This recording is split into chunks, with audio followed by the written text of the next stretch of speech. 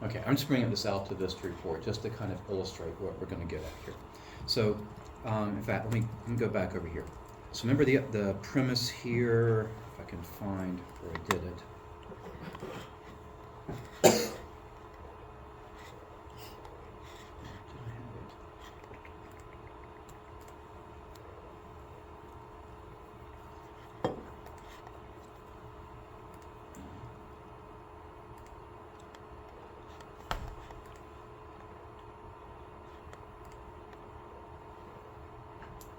That's interesting. What I put in there is not on it.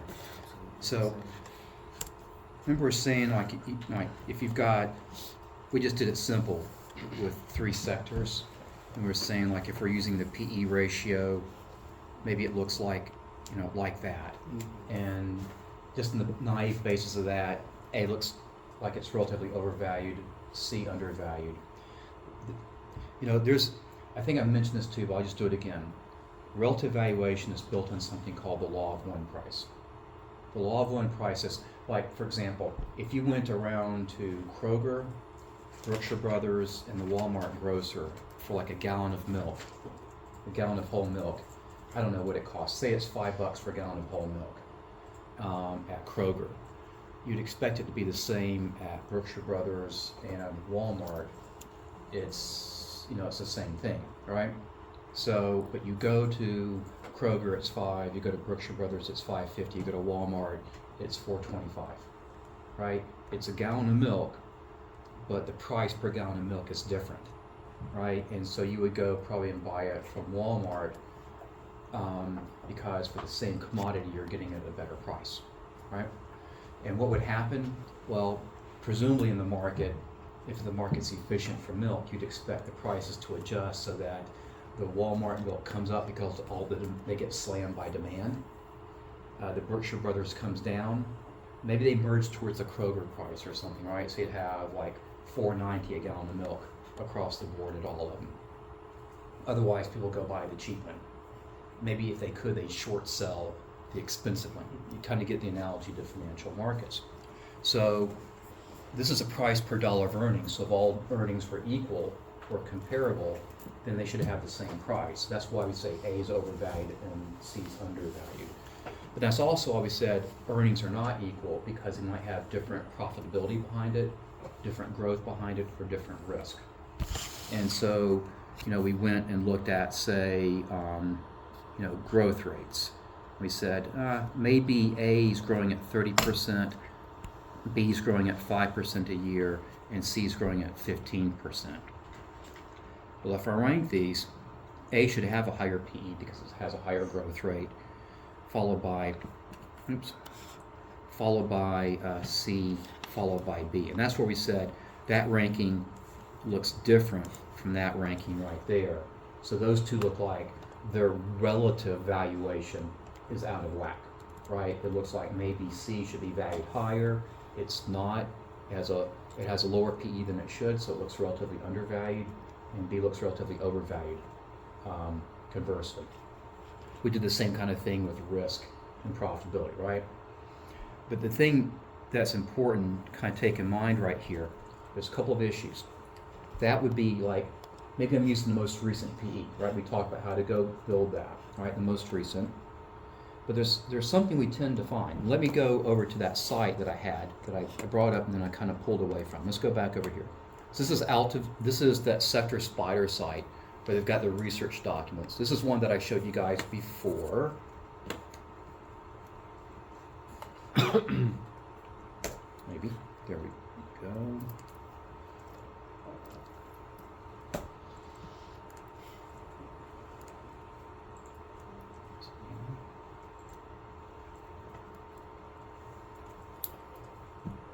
Okay, so this is this Alta Vista report. I'm going to the second page, and so here, for example, consumer staples. So Colby sector, we've got price earnings. So here's the price earnings scale on the left, and then price to book ratio, so market book. There's a scale over on the right. Just to say we're using price earnings, the darker line of the two. It moves over time, you could say maybe for the past 20 years, it looks kind of it's up there towards the higher end of the range it's been in, but it seems to have been in something of a range in that time period. It's somewhere around 20 right now. If I drew a trend line in this, maybe it's somewhere around 18 or so, right? Like an average. Like what's the average PE been for the consumer staple sector over the past 20 years? Now, if I did the same thing, for example, for the overall market, so here's the S&P itself down here, a little bit less stable over that period of time versus staples.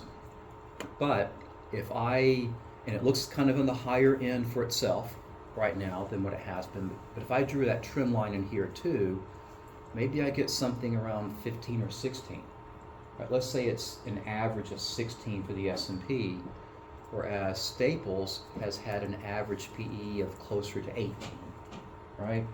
In other words, over the long run, a couple of decades, from those graphs, just eyeballing it, it looks like consumer staples has historically traded at a higher PE than has the S&P. All right? You see a lot of that. Some sectors seem to persistently always be, or mostly be above the S&P, while others seem to persistently be below the S&P. It could be because, and not necessarily because they're more or less profitable or growth or risk, just they tend to be, like an average higher valuation or an average lower valuation. Tech is a good example. Tech almost always tends to trade at a higher valuation. So, and why would that be? We're just looking at profitability, growth, and risk. There's other things we could look at. Maybe those other things are affecting it. In other words, there's a lot of things that affect prices or values. We're trying to keep life simple, but those things do affect it, so they could keep it high or low. So what we want to do is kind of have a way to take into account this idea that a sector might be, just do like this, let me kind of show you.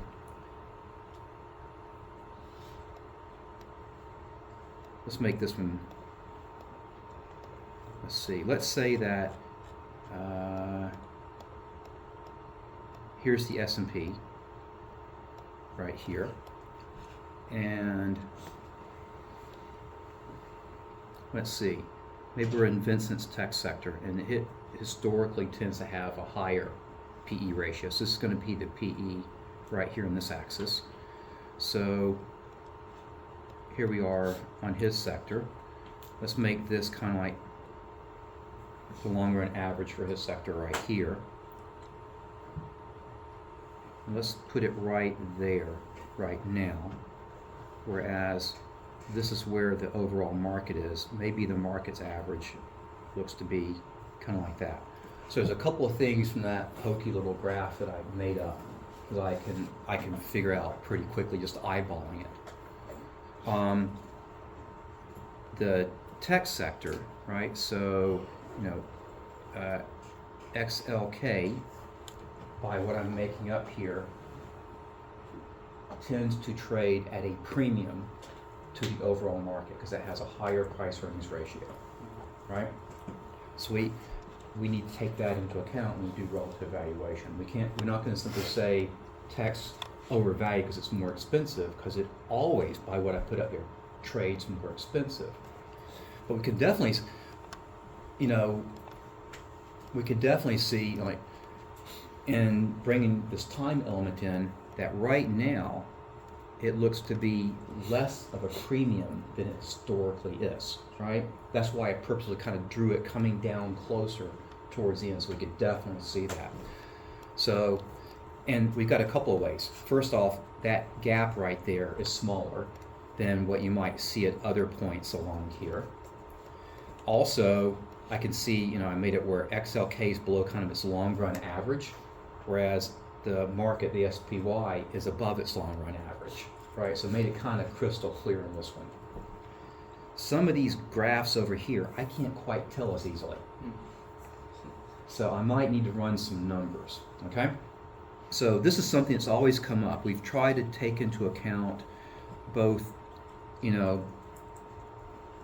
like if I went back and looked at XLK, ignore the market, ignore the S&P, right, SPY. What could I say? I could say that right now XLK looks to be priced low relative to its long run average. Does that make it a bargain? Maybe, maybe. And then I could say as a second statement, XLK, the tech sector, looks like it is less at a premium than it historically is relative to the market, right? So now it's starting to look like more of a deal for us. So I'm kind of, notice what we're doing, we're kind of taking into account how these things perform over time relative to each other. That's a fairly complex relationship to kind of a mind to wrap around because you got a bunch of data coming in. So here's a way that we tend to put this together, and I'll show you where we can go get the data. We'll go back into FactSet. You've seen some of it. We'll go and see it and put it together. So let's say that I'm doing this for my sector, and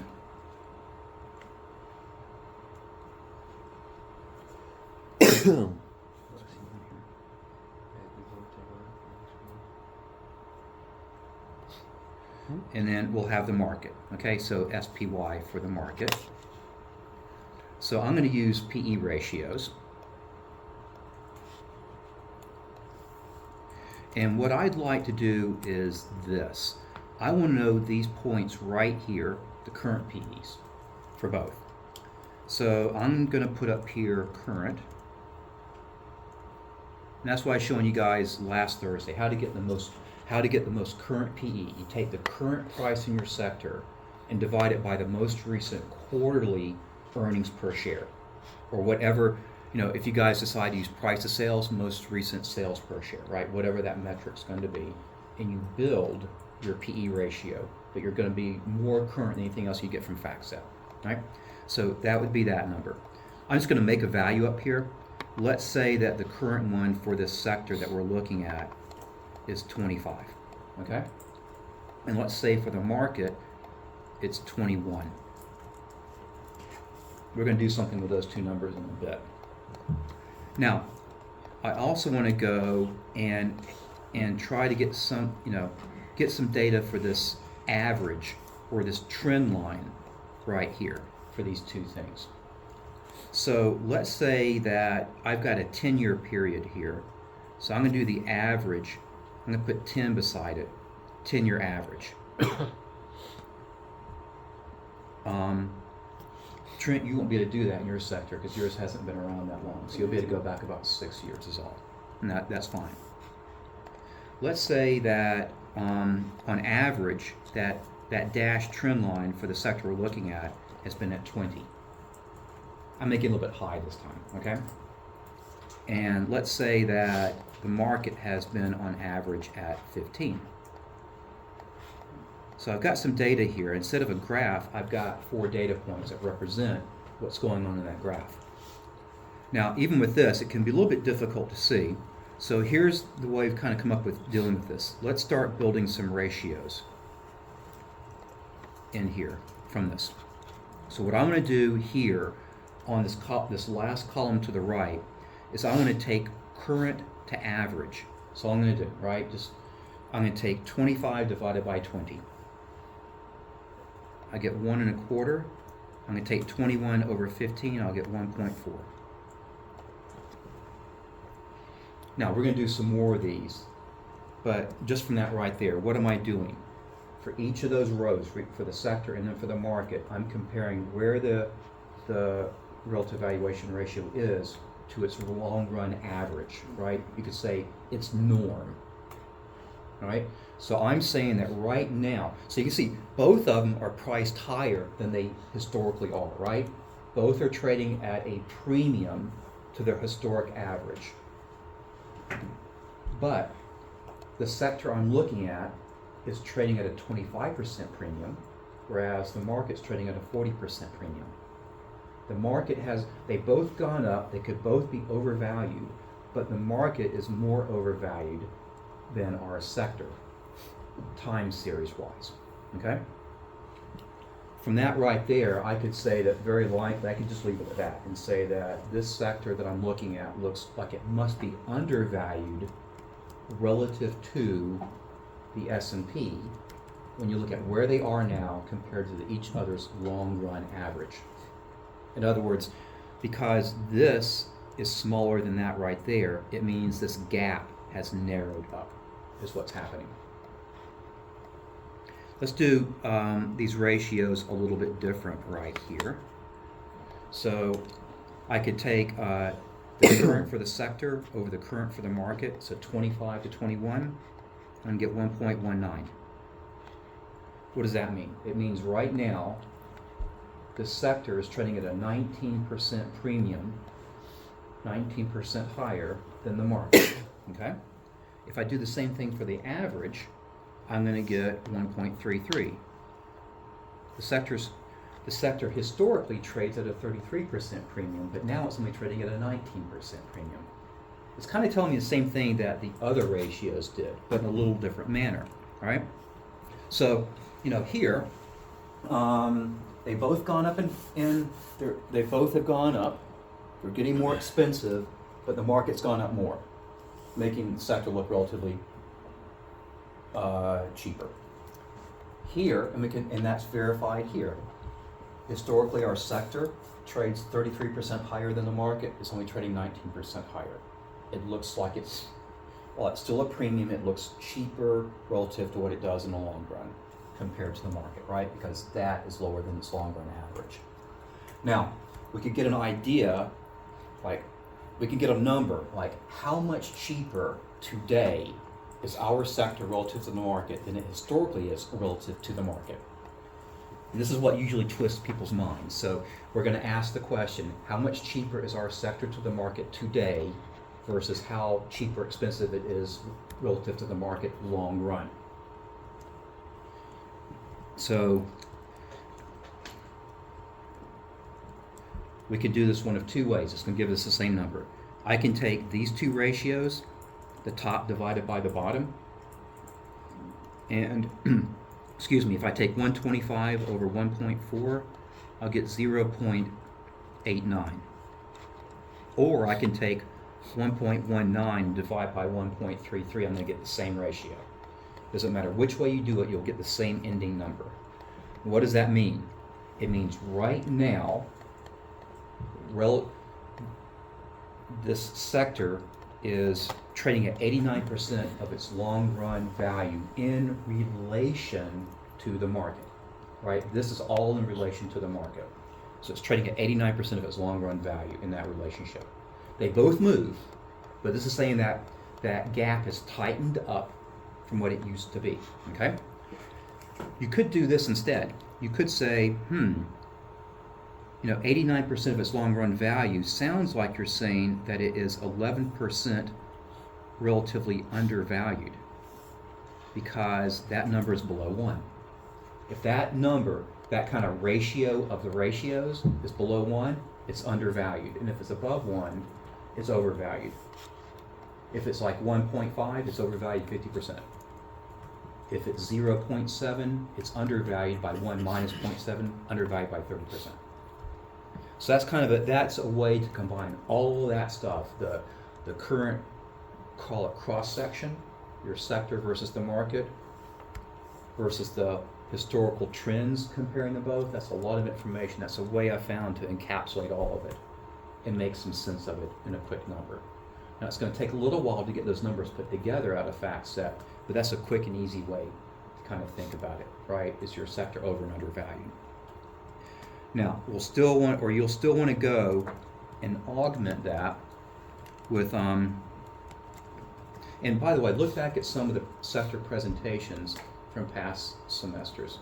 If you do this, say, back in the spring, you guys did that stuff in February, right? Probably latter February.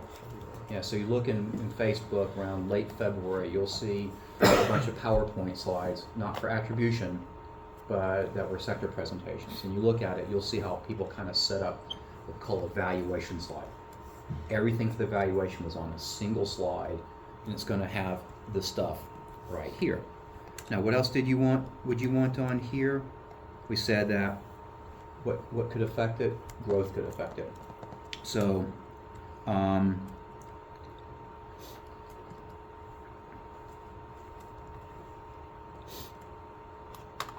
growth, and again, we want to look at whatever the denominator is in this. So growth of earnings per share.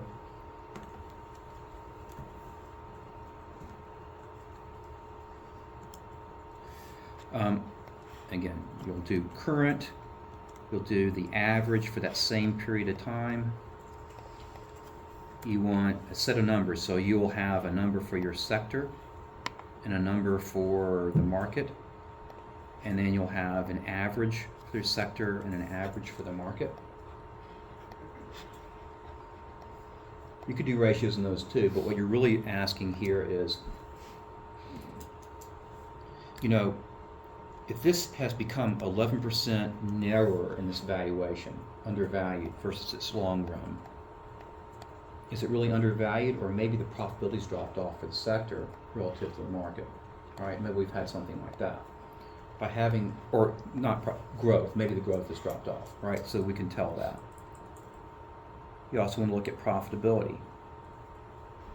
So if we're looking at earnings, it makes sense to look at the net profit margin, earnings to, or excuse me, net income to sales. So again, look at the current values, look at the average, do it for both the sector and do it for the market, and see if you see any discernible trends, you know, over time relative to the market. Like our sector's, this sector's becoming more profitable over time relative to the market. And notice how I'm saying that, relative to the market, right? It's becoming, not is it becoming more profitable, but it's becoming more profitable or less so versus the benchmark, versus the market. Same thing for growth, because that's what we're doing over here with the PE. And then the interesting one here, the last one, is going to be risk. And let's just use beta, so I'll just put a B up there. Now beta is going to be interesting because you don't need to get as much data. You're only going to need 2 data points here. So we've been doing 4 data points for each of these, right? What 2 data points am I leaving out, and why?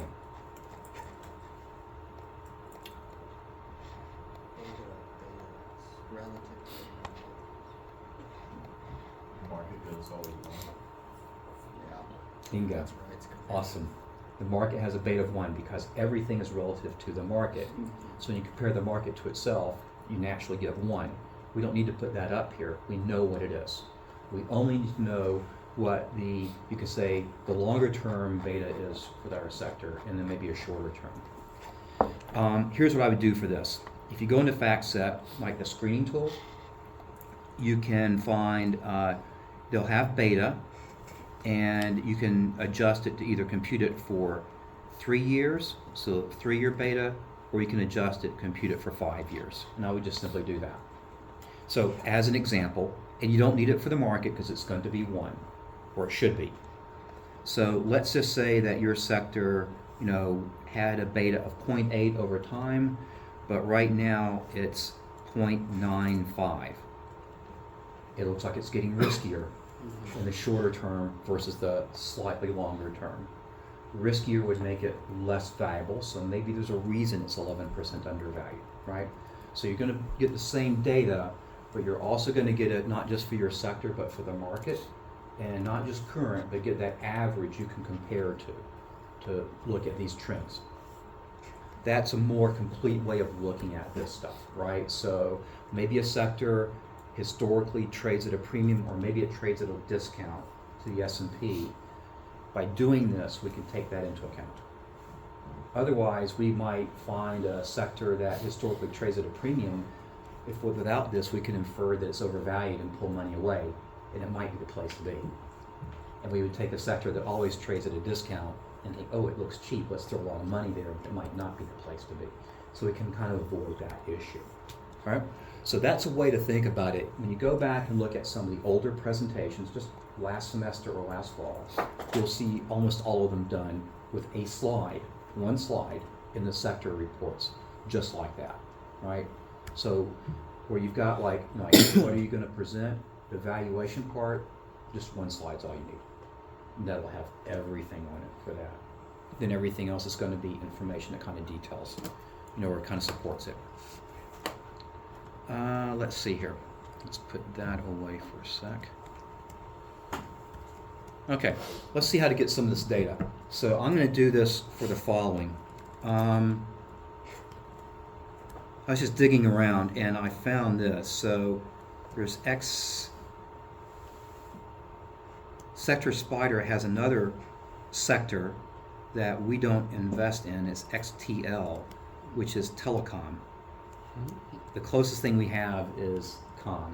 It's got some elements of it. This is really just pure telecom firms. Where did that come from? It's Sector Spider has it. It's not a sector for the S&P, but it's something that the Sector Spider people built. Because there's still investment firms that like to invest in that because they have high dividends. So they track that, right? It's a way to get that kind of exposure. And I figure this way I'm not doing someone else's work in here. You guys will all still have to do yours instead of like picking someone's sector, but you kind of see what I'm doing, right? So I'm going to do XTL. So let's go into FactSet real quick, and let's see, XTL. Yeah, so there's my telecom. So let's just go into overview. And go all the way down. We're going to do like we did before. I really want two tabs for this. I want the financials tab to get my ratios and maybe earnings. And I want the estimates tab perhaps to get some stuff in there too. Just like we talked about before. So let's go to key items.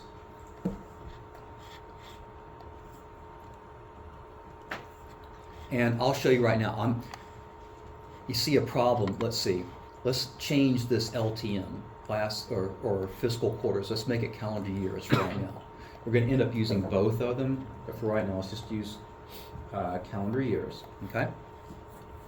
Now, I'm going to have a problem with this one, and you'll see it. In fact, let me change it back here.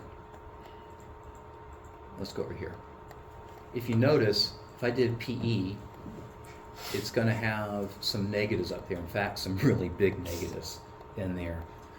I don't want to end up with an average that's negative, because I don't know how I'm going to interpret that. And that's December of last year. That may not be a problem, because I want to build my most recent one. So I'm going to need the current price, $98.92, divided by the most recent earnings per share, the past quarter. So let's go and see what the most recent earnings per share is. There's the year, minus 1266. I doubt the last quarter is a whole lot better, minus 559. I don't want to have a negative PE ratio. You guys may come across this when you start looking at individual companies. What I usually say is if you have companies with negatives, find another metric like price, sales, or something like that. I don't think it's going to affect you. I could be wrong. I don't think it'll affect you at the sector level this time around. It could. If it does, if some of you find, oh, I'm getting negative price earnings ratios, not historically, but right now, we'll come to an alternative. We'll think of something real quick. So I don't want to use PE because I don't want to use negative earnings per share. So I'm going to do this. I'm going to use the same methodology for you guys, right? It will not change it. I'm going to use in here, just for illustration, price sales ratio. Okay? So I'm going to use that instead. And to build the most recent, I'll just take the price divided by the most recent quarter sales per share, like we did last Thursday. And that'll get that number for me. So, let me show you a couple of things about getting some data out of FactSet. I kind of fell upon this the last fall when Vincent was in here during one of the classes. So I think I've already shown you guys, you can hit the down arrow here and it will download what's in there into an Excel spreadsheet. Whatever's on that page, the whole darn thing, it'll download it. Maybe it takes some time. But if you already have Excel up and you don't need the whole page, just need a row, then you have a neat little alternative. So let's put this back on calendar years. I'll select that row, and then I'm going to just do a Control C. I'm going to copy it. I'm going to come over, let's see, if I can find, where is my Excel?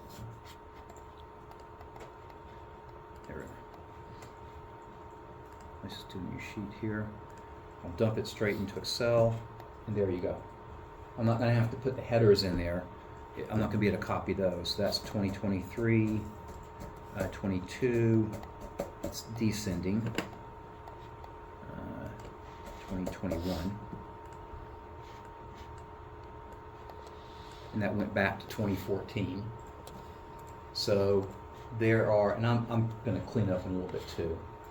There's my price sales ratios. In fact, let's do this. Let's move that up. And that is for XTL, that telecom ETF. I'm going to want to go do the same thing in a moment for the market itself. I'll put SPY in there, go down to that key ratios page, get the price sales ratio, copy that row, dump it right below where I've got the other, okay? So I got that. In fact, let's do this. Let's go ahead and get the market real quick. Let's get SPY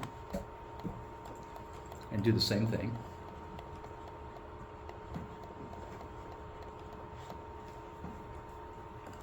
So I'm going to get the price sales ratio for it. So I'm just going to copy that single row, price sales, and dump it into Excel as well.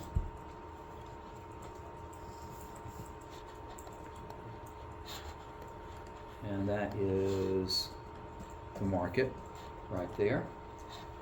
Now I want to do two things with this data right here. So I'm just going to move this over one column. Right, you'll see why in a second. Right.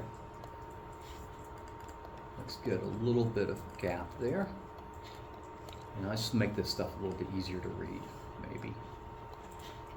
Where is my? Should we use price sales or can we use EPS? I'm just using price sales because the EPS for this was negative in that most recent. That's the only reason. Otherwise, I'd use PE ratio. Okay. So yeah, so I'd say you guys, if price earnings works for all of you, stay with that.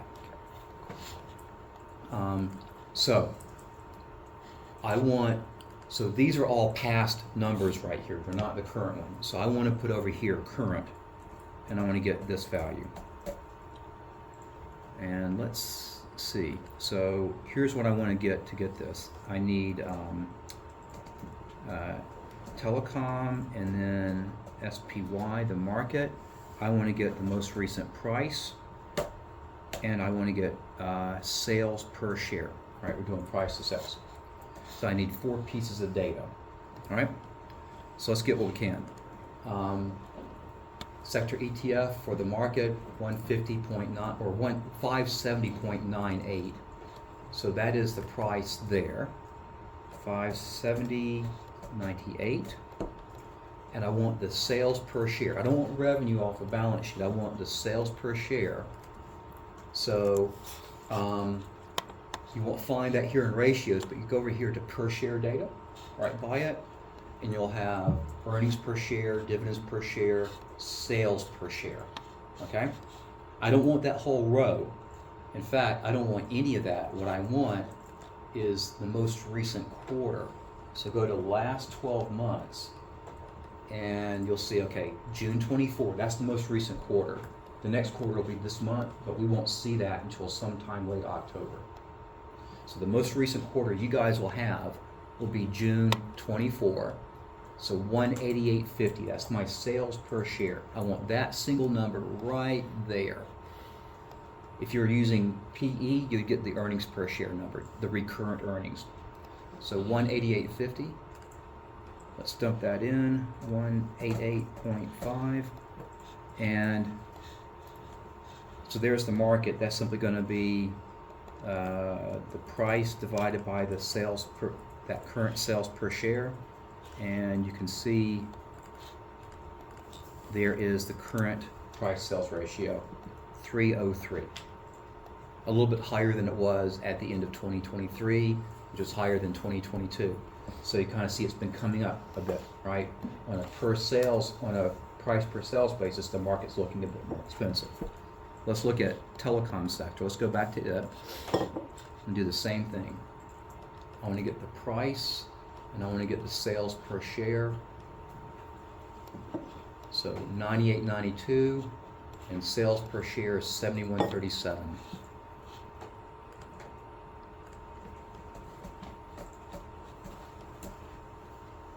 what did we have? 71.37.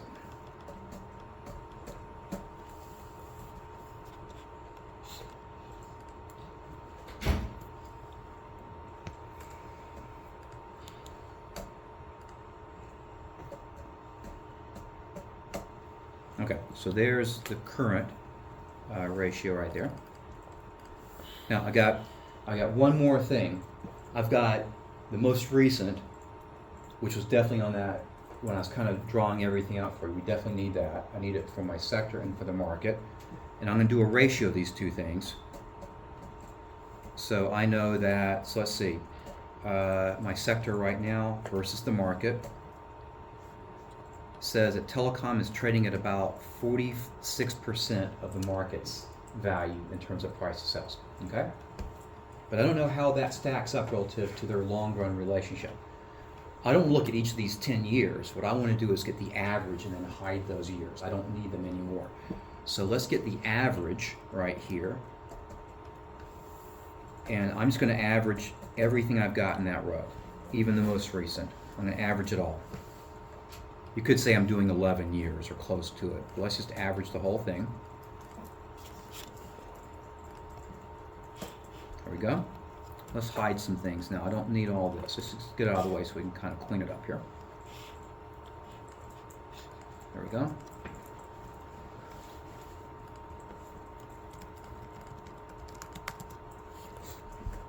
And I'm going to get that kind of ratio of the long run or the historical averages.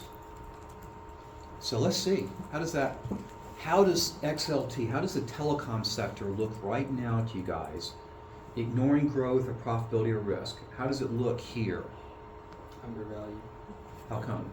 It's currently is trading at 46% of the market when historically it's at 52% of the market. Yeah, so this is on the case exact opposite. This one tends to trade at a discount to the market. And over the past 10 or 11 years, it's traded at 52% of the market's valuation. But now it's slightly more depressed at 46%. So it looks like it's undervalued. I could do those ratios here as well. All these are really going to tell me is that we can see both XLT, Telecom, and SPY, the market, have both increased in relative valuation. So the first two ratios are going to be above one, meaning they both have gotten more expensive, and they'll tell us by how much, right? So sector, and then the market.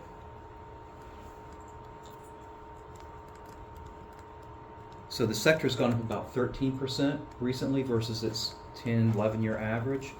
The market's gone up 29% versus the same period of time. This is like what we had on that little that made-up example, right? So telecom, while both of these have gotten more expensive, telecom, or the market has gotten more expensive, or gotten expensiver, you could say, relative to telecom, right? Telecom's gotten a little bit less expensive over time. If we do kind of that ratio of ratios, I can either do, 1.13 divided by 1.29, 87%, or if you preferred, we don't need to do both, but we'll do it, the 46 divided by the 52, I'm going to get the exact same number. So it doesn't matter which way you kind of do that. So telecom, relative to the S&P, currently is 13% undervalued versus its long-run relationship. Now all I need to do is let's go dig up some information on growth and profitability and risk and see if it's undervalued because it's really undervalued, or if it's because it's growing slower, or its profitability is declining, or it's becoming more risky. Some of those, or some combination thereof. All right, so that's what we want to look for.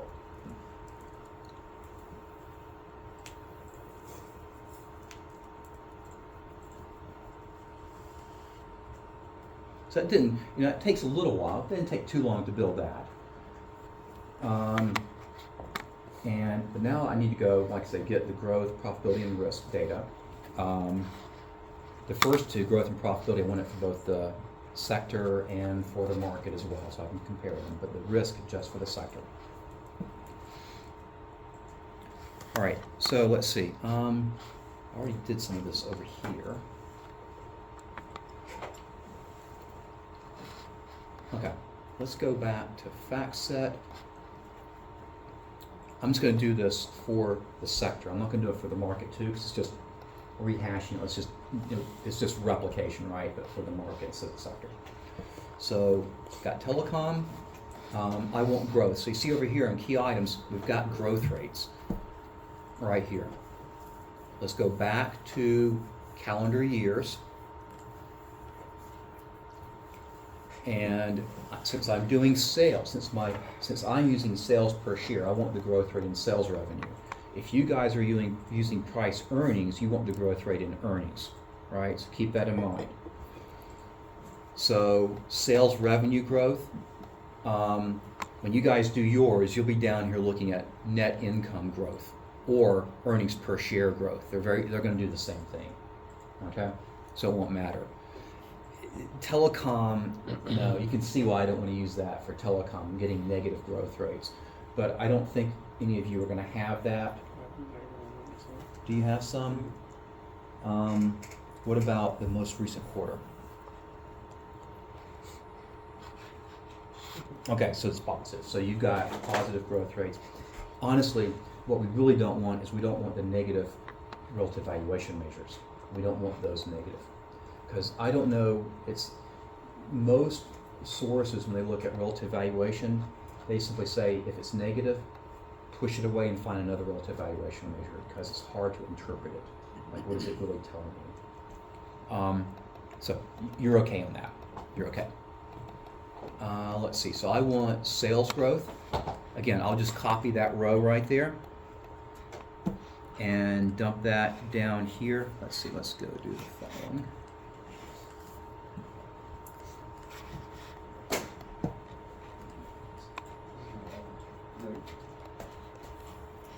And wait, what happened here?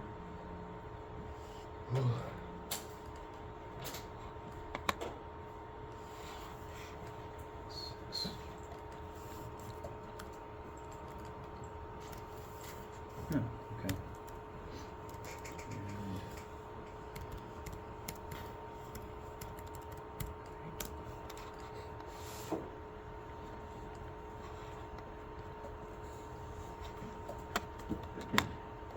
Okay, so there's my growth rates. I'll go ahead and get an average of that as well. There's the average revenue growth rate over that period of time. And I'm going to want to go do, so that's going to be my sector, STL, right there. Now, what I want to do for current for that, because the two numbers I want is I want the average right there, and I want the current values right there. This other stuff, 23 through 14, I only need that insofar as it helps me get the average, right, to get that long run trend. I don't really want to report that to anybody because that just makes life difficult reading through all that stuff. So I want that number right there, that average. I need the current one over here. So got a couple possibilities here. I could go over to fiscal quarters and see what the most recent is, so revenue growth, but you got to keep in mind, this is where I get a problem. That's going to be 3 months revenue growth or 3-month earnings growth. And if you're using annual growth for the prior years, then you use 3 months, you've got a different timeline. So you can't directly compare them. The 3 months should always be lower than the annual numbers. So that presents a problem. You could go and take the last 4 of these things, a year's worth, and you don't want to average them. Remember, they're quarterly. You don't want to add them up either. You'd want to compound them.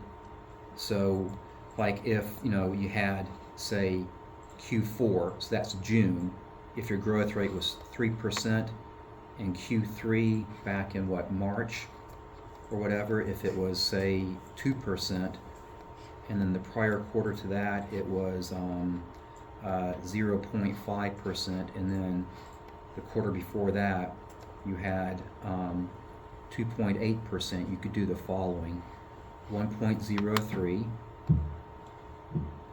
times 1.02 times 1.005 times 1.028, subtract 1, and you're going to get some kind of like point whatever. It'll be in decimal. That will be your growth rate for that year's period. Compound growth rate. You're compounding the 4 quarters together. So that you could do that. Alternatively, you might just simply do this. Go down here into estimates, go to all, like we looked at last week, and let's see. I see up here per share, earnings per share, dividends, sales per share that I'm using. And if I see that, so I'm seeing it, let's go, I'm gonna do this. So here's where I may kind of take a little bit of a liberty. I've got the most recent completed years, and then where it's kind of brown or whatever color that is, E, forecast.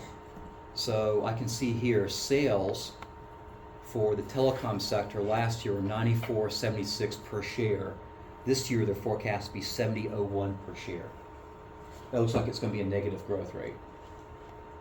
I could figure it out, but they've already done it for me. Down here at the bottom somewhere they've got, year-on-year growth. So 1 year growth rates, earnings per share, sales per share, 24 minus 26.11%. So there's my current growth rate. I'm just going to use that, right? I'll use that number, minus 26.11. So minus 26.11, and that won't be a problem there because it's negative growth. That doesn't look good, right? And historically, this sector has had a fantastic point. That's not 3%, that's 0.03%, right? Because these aren't,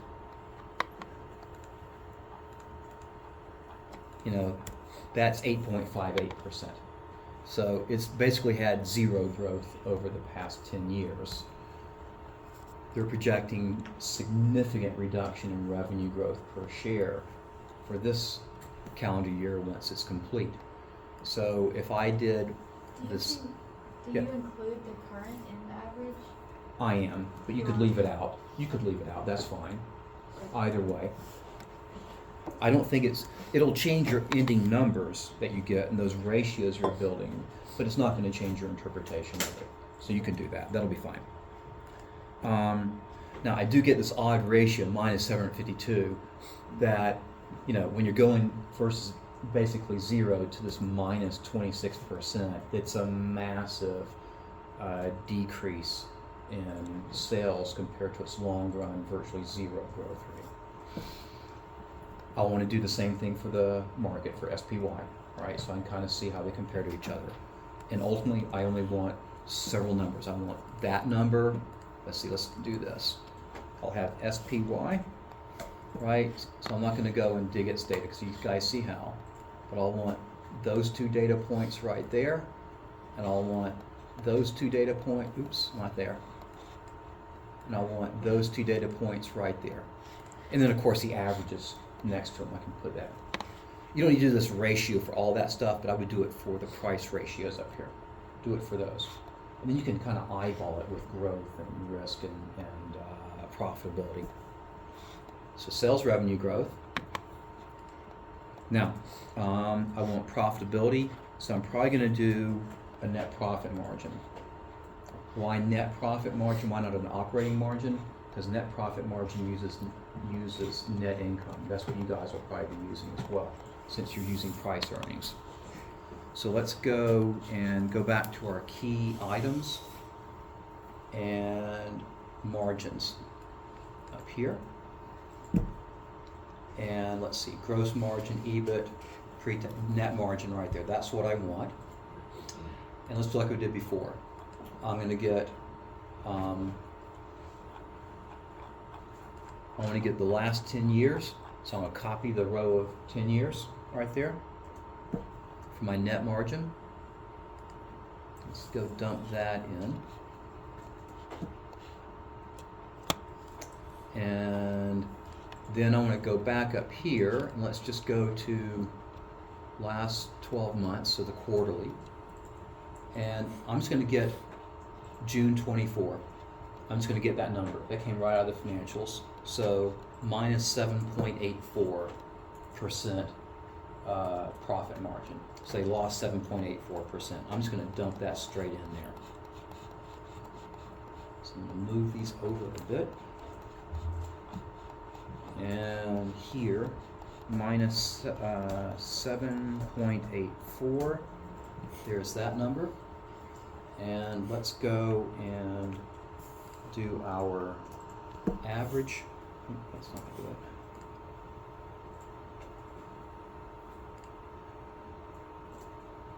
There we go. There's the average. And again, I'll do this for both my sector and I'll do it for the market so I can compare the two.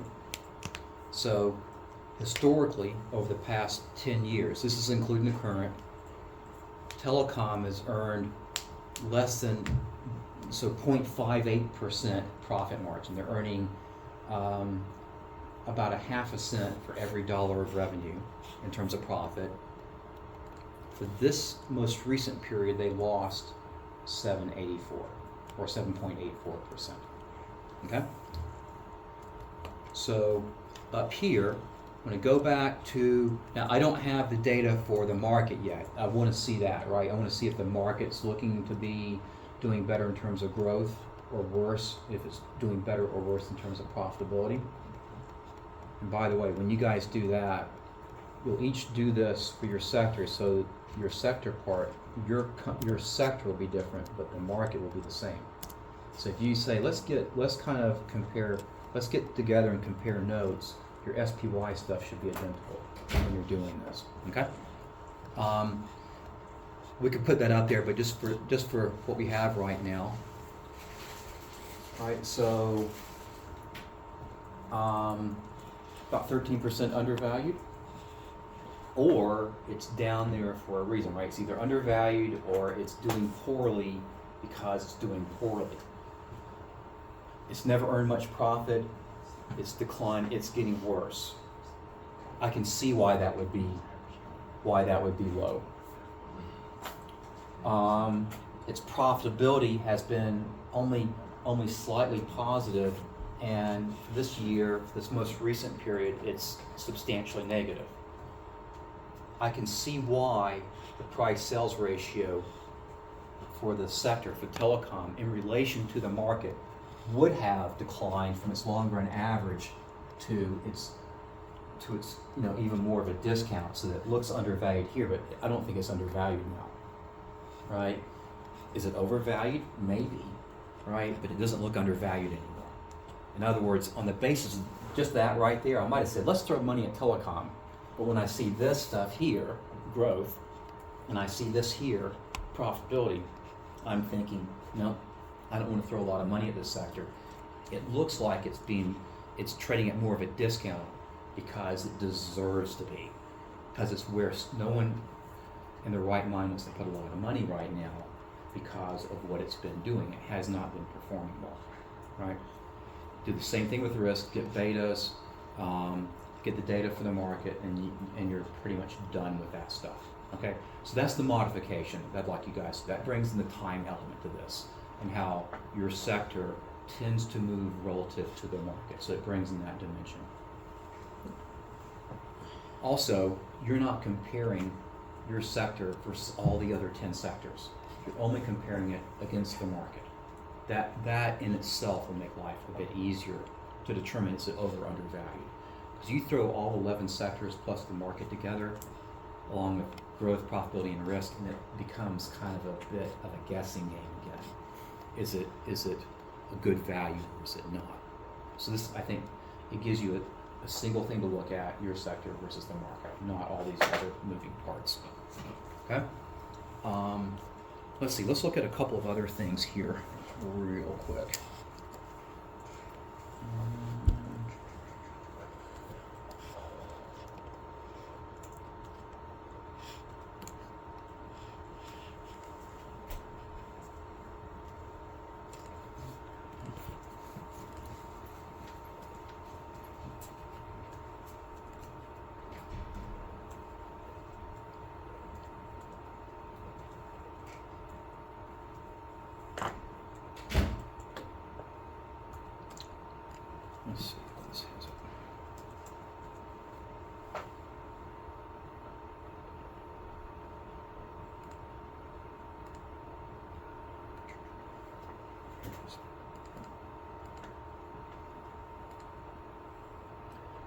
Okay, this may be an older one. It looks like a copy of the current one. Okay, so the presentation's done. You know, where it says in here cross-section and time series, that's what you're doing. So we build that table, cross-section. How does it stack up? Either historical average, your sector versus the market, current, how does it stack up? So that's where you're getting that cross-section. And then you're doing those two dimensions, current versus its long-run average. That's the time series. So don't let that freak you out. If you build that table and get all that data, you're doing everything in there. We talked about analyst forecasts. That can be a challenge, but we know that there's a couple of places you can get that information we've talked about. Let's do two other things in here, and we'll call it a day. This technical factors, right here, looking at momentum, relative strength, and then investment risk. So let me do the technical factors first, because it's the easiest thing to show. Get it out of the way first.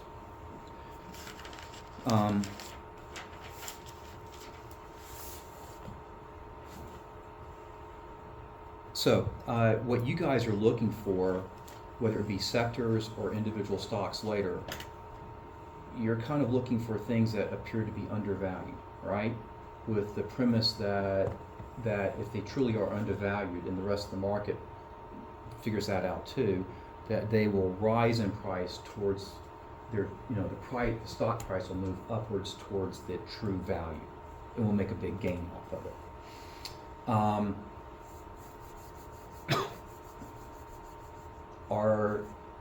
So basically the market's becoming efficient, right? The fundamental, the intrinsic value of the market price aren't the same. They should be in an efficient market. An efficient market theorist would say that can't happen. If there's a difference, it's got to be corrected pretty quick. And here, the premise is that maybe those efficiencies don't work their way out all that quickly. We can find them, trade on them, and maybe get the better of it if we do our research right. Okay, so that's kind of the basics of it. Is there anything else that moves prices? There is. And one of those that we have to be aware of, and this is where we're looking at technical indicators, is the mood of the market, right? So the behavioral aspects, how people feel. So any of you guys keep up with stocks like NVIDIA and AMD and all those companies, not just recently, but say fall of last year into spring and even early part of summer of this year? They were skyrocketing, right? I mean, there was a point over like maybe barely a week, AMD went from like 138, 140 a share to 225. And then about a day later, it dropped from 225, 230 down to about 170. So was that because its intrinsic value had somehow changed really quick? Nah. I mean, it could be you get new news that leads you to revise your forecast, but it was because of what we call herding. Herding is just like you think of like if you're talking about cattle, right? Where the herd moves in a direction together. The members of the herd may not know where they're going or why they're doing what they're doing, but they're simply all moving together. Now, when you bring that into the investment world, herding basically means pretty much the same thing, is that investors are jumping into the herd because it seems to be the place to go, right? People are making a lot of money in NVIDIA, so I want to jump in and be part of that, right?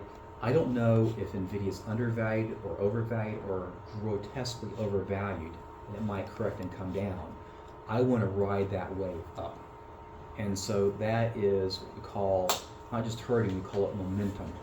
That's momentum investing. It's kind of riding the emotions of the market.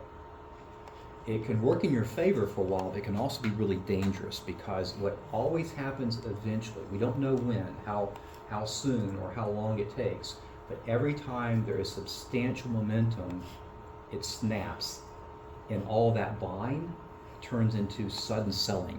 That's why I mentioned AMD. Like in a matter of a day, it just went off a cliff. Same thing happened to NVIDIA this year. It did the same thing. It's done it a couple times actually. There's negative momentum where people sell just irrationally sell to where the price of the stock or the price of the sector is so far below its worth, they have become really irrational. The fundamentals, the value and the price become very detached from each other. And it's all because of market emotions. Well, that can present a buying opportunity, right? Where you see like, this is grotesquely oversold. What would happen when the market kind of comes to its senses? It should come back up, right? So we haven't had a whole lot of decision making that has been changed by looking at these technical indicators that bring into this account this idea of momentum or hurting, but it's worth paying attention to. So there are two things that we've been looking at. There's a whole, if you guys looked at the idea of technical trading, there are, if any of you ever have, you know that there is an endless list of metrics that technical analysts look at to determine if something looks to be, a good buy or a bad buy. Like you should buy at this point here. We tend to look at two that I've picked out, and I've picked them out because there is a volume of academic research that supports that there is something there. So that it's not noise trading, right? This isn't noise. This is actual. There's something there. But when you talk about momentum, there's always that risk that, like positive, it can become negative in a hurry, or negative can become positive in a hurry. So let's look at these two. So we've got relative strength and the momentum. So let me show you these. So let's go and look at telecom and go to, I think it's charts. Go to the price chart maybe. Let's see.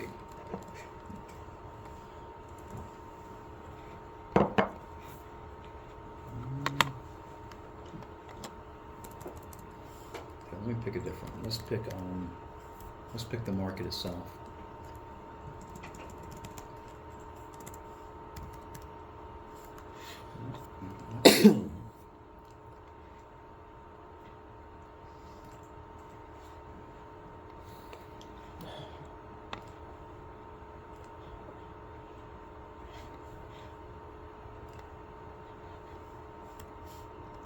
Okay, there we go. That's a bit better. I just had it wrong time frame.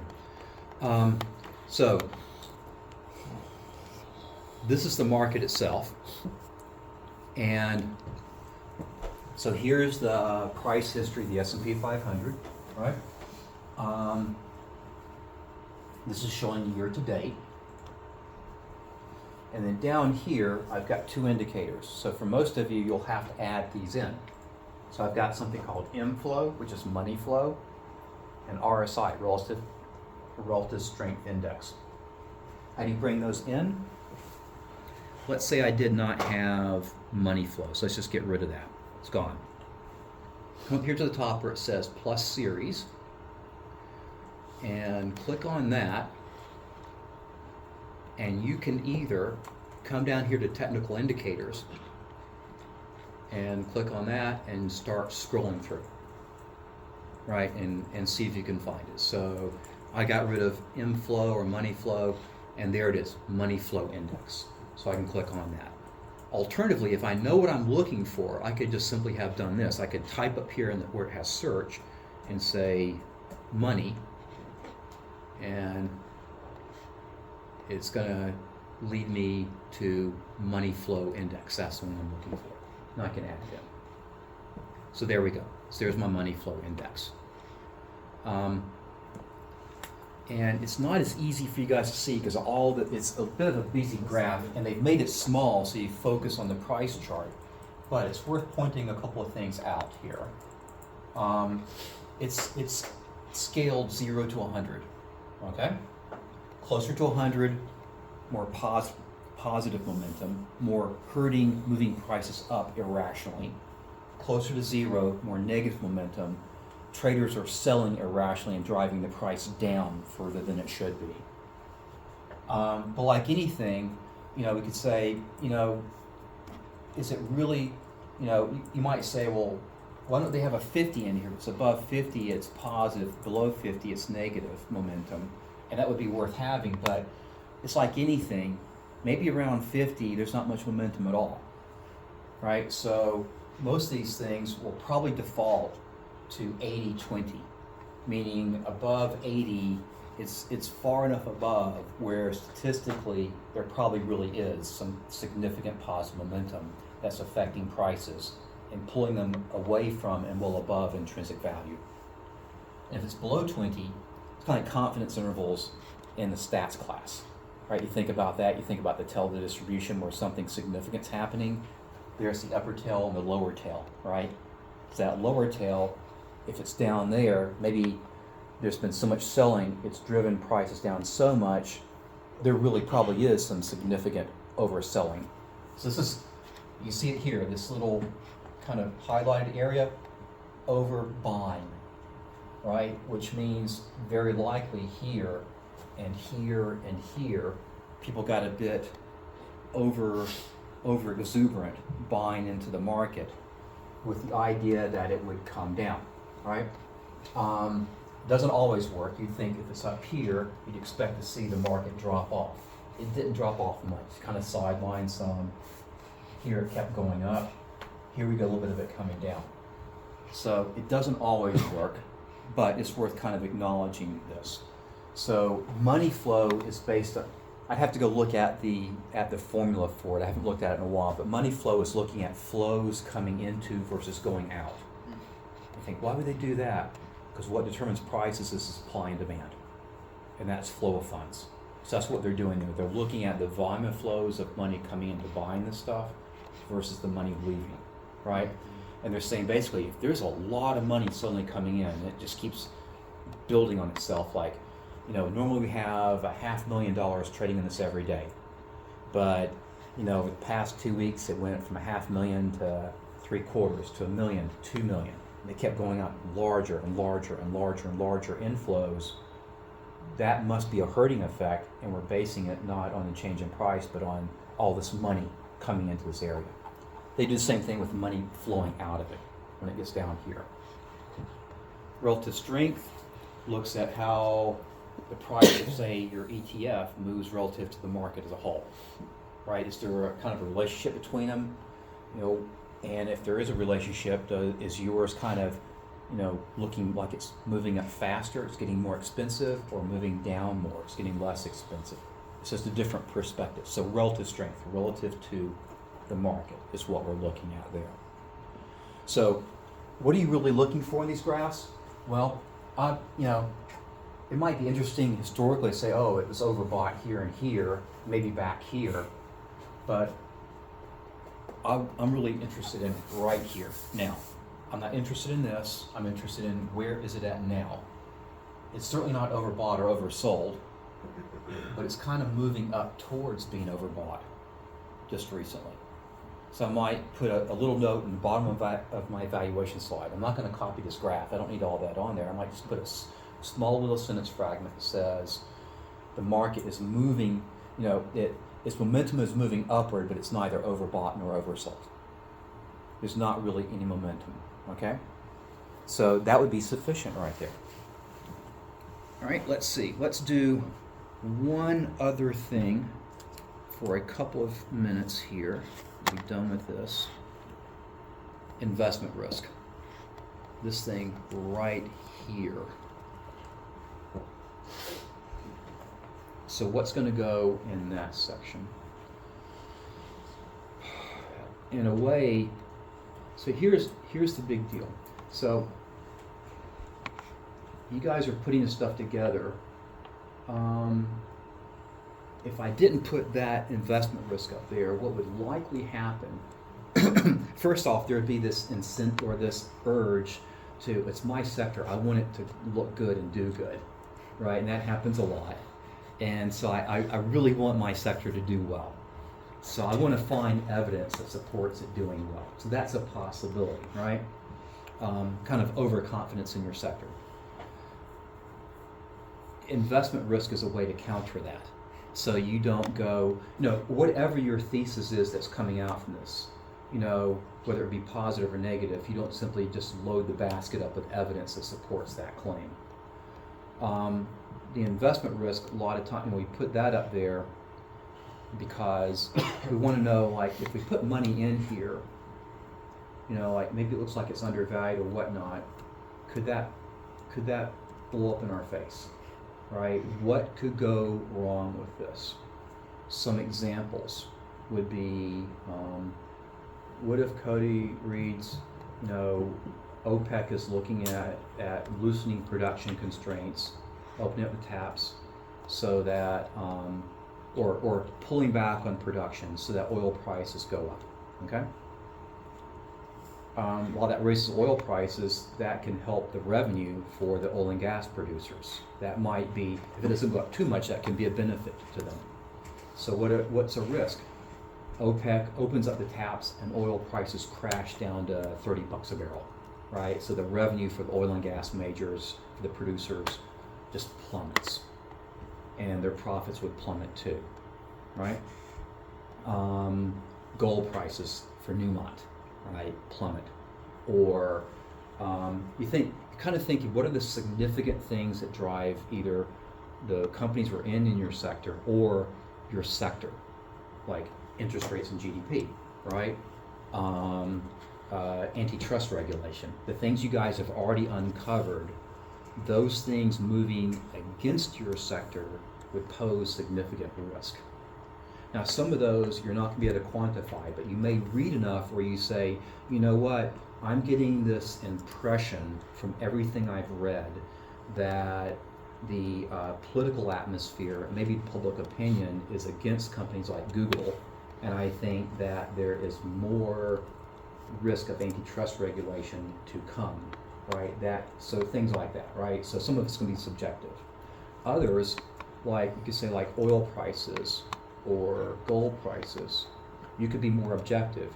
You could go and in FactSet get like oil prices the past 40 years. Put them in Excel, take the average. Where are we compared to that average, right? Same thing for gold prices. Like where are we compared to that? You could even go and do a histogram out of it and say like how far out into either tell the histogram so you could get an idea of, are we way out in the tails? So we have a high probability of it moving back towards the average, or somewhere close to the center, so we have a low probability of it moving back. So you could quantify some of these things where you actually have some data to it, okay? Our interest rates, if we go, and a lot of this is going to be perspective. If I take oil prices the last 20 years, I'll get a different perspective than I go back 100 years, right? So keep that in mind. Interest rates as well. But if I take let's say the past 10 years is probably more than enough in here. If I take the past 10 years, where are interest rates now relative to those 10 years, right? Does it look like now that the Fed isn't tightening money, they're loosening up the money supply? What if it goes back to those rates? How would you quantify that? You could look at how far are they above the average? You could also look at some of the companies. For example, JP Morgan will go and say, what happens if rates drop by a certain number of basis points? What would it do to the value of our company? So a lot of these companies, the individual companies in your sector will publish things like that in their annual reports, in their 10Ks. Like, what would happen to the value of Exxon if oil prices were to drop X%? And they will publish that. So you can go and get some actual data.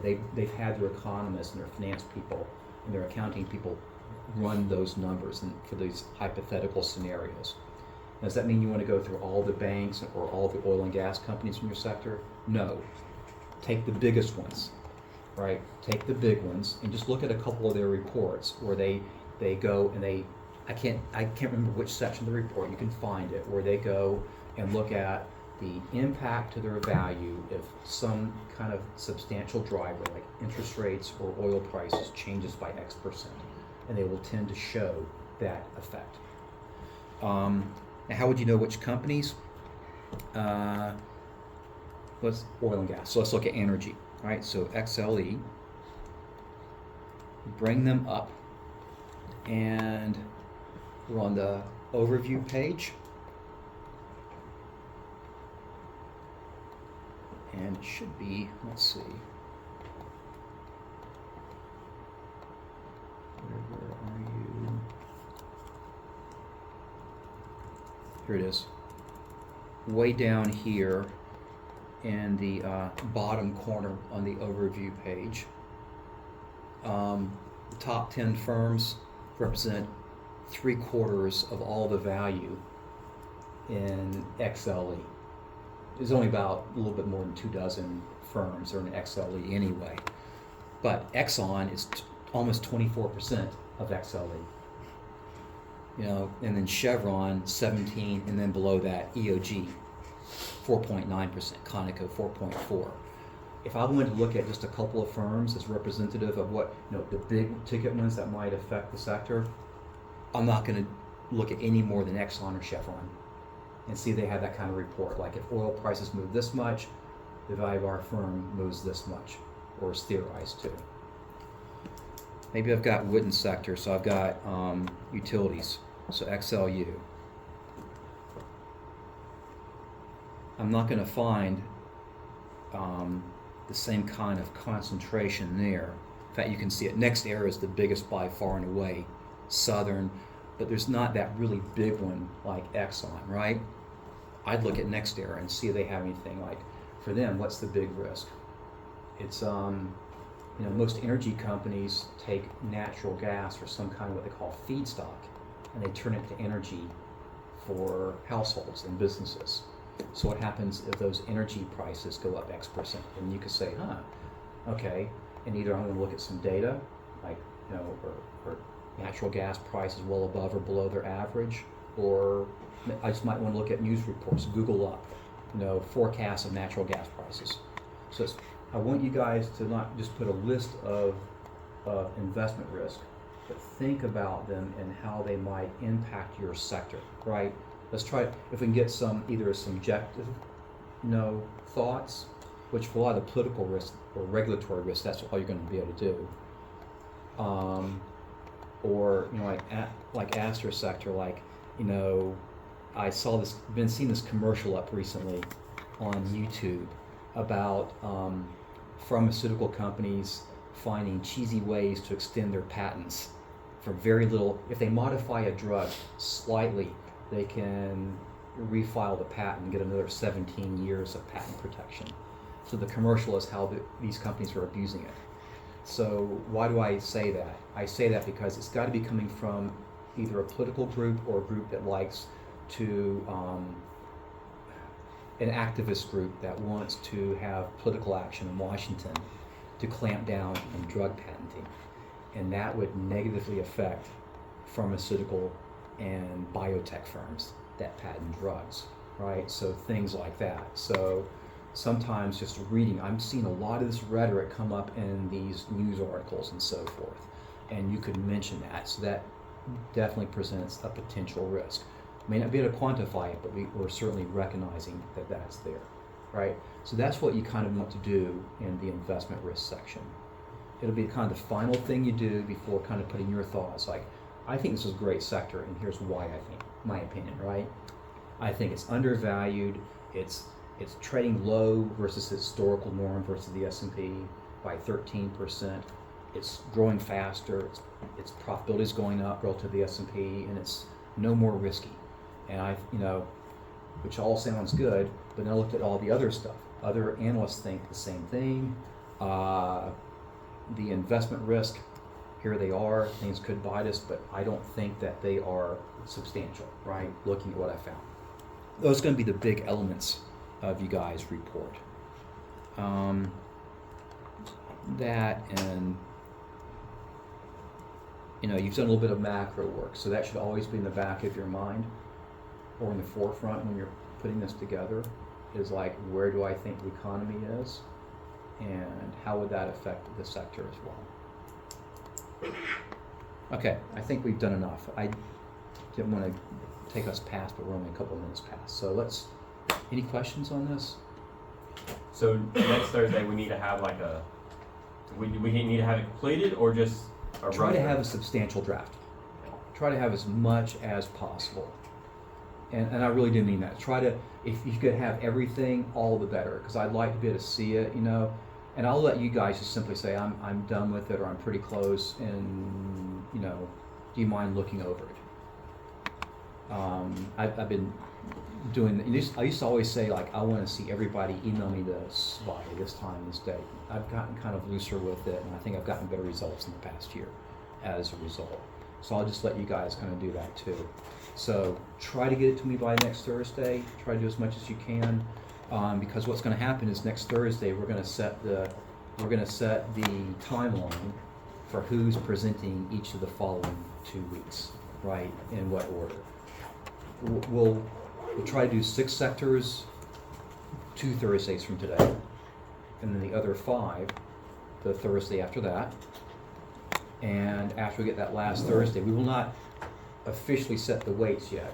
We'll not do that until the end of the semester, but I kind of want you guys to have to debate it, like if we were setting the weights and doing the investment 3 weeks from today, how would you actually allocate the money? You know, which sectors would you overweigh, which would you underweigh, why would you do it, right? What's your rationale? So I want you to keep that in mind. I don't want you to think of, oh, we should overweigh tech by 200 basis points. We should overweigh tech by 200 basis points because, you know, undervalued versus the market, or, you know, it's had significant negative momentum, and I think that's going to reverse itself. You know, whatever the rationale is. So have a rationale behind it, right? In other words, you're an investment advisor. If you came in and talked to a client and you're telling the client, put more money into it, and they say, okay, why? You know, why would we do that? And that's the basis for it. Okay? All right. Anything else, guys? Tuesday, just normal attribution. Attribution on Tuesday, just normal attribution. So work on that. If you need to get hold of me, just get hold of me, either in the office or email me or whatnot. If it's during the weekends, probably just email me, and we'll do Zoom if necessary. And I can do that. In fact, if I'm at home, I can do it easier from home than here. And we can kind of do notes on the computer screen and pass them back and forth, okay? So if you need to get hold of me, feel free to do so. All right, let's call that a day.